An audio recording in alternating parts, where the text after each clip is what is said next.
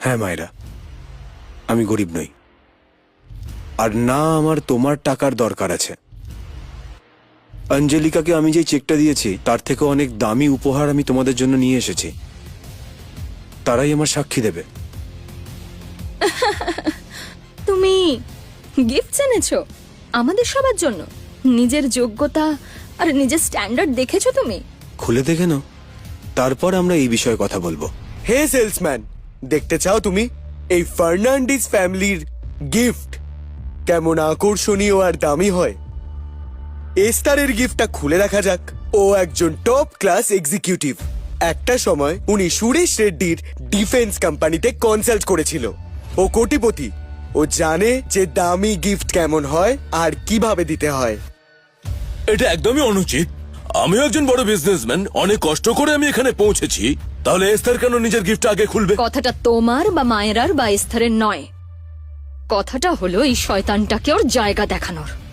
কথাটা যদি জায়গা দেখানোর হয়ে থাকে তাহলে তোমরা ফার্নান্ডেজ গ্রুপের সিইও কে সেই জায়গা দেখাচ্ছ, ফার্নান্ডেজ গ্রুপের সিইওর হাজবেন্ডকে অপমান করে। আমরা তো শুধুমাত্র তোমার কথা ভেবে চুপ করে আছি, না হলে কখন এই লোকটাকে ধাক্কা মেরে বের করে দিতাম। আচ্ছা, একবার চেষ্টা করেই দেখো না, তারপরে তোমার কি হবে সেটা তুমি বুঝতে পারবে। তুমি কি বোন হয়ে হুমকি দিচ্ছ, নাকি ফার্নান্ডেজ গ্রুপের সিইও হয়ে? সিওর এতটাও ক্ষমতা নেই যে আমাকে চুপ করাবে। কোম্পানিকে তো তুই ডুবিয়ে দিয়েইছিস। কোম্পানিকে আমি না, তুমি ডুবিয়ে দিয়েছো। আমি তো আবার দাঁড় করানোর চেষ্টা করছি। এইভাবে চেষ্টা করছো তুমি? যদি মার্ককে বিয়ে করতে তাহলে কোম্পানি হয়তো বেঁচেও যেত, কিন্তু এখন তো সেটাও হবে না। আর এই সব কিছু এই লুজারটার জন্য হয়েছে। কোম্পানিকে এই জায়গায় তোমরাই নিয়ে এসেছো, আর তার ফল আমাকে ভোগ করতে হচ্ছে। সিও হবার শখ তোরই তো ছিল মায়েরা। এবার এই ভিখারির ওয়াইফ হওয়ার সিদ্ধান্ত তোর নিজের।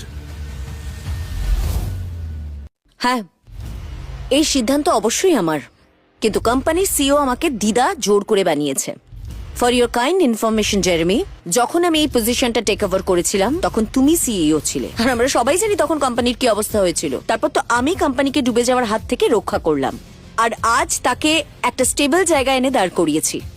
কোম্পানি তো এখনো ডুবছে মায়েরা, কিন্তু আমাদের ভাগ্যটা এতটাই খারাপ যে কোম্পানিকে ডুবতে দেখেও আমরা কিছুই করতে পারবো না।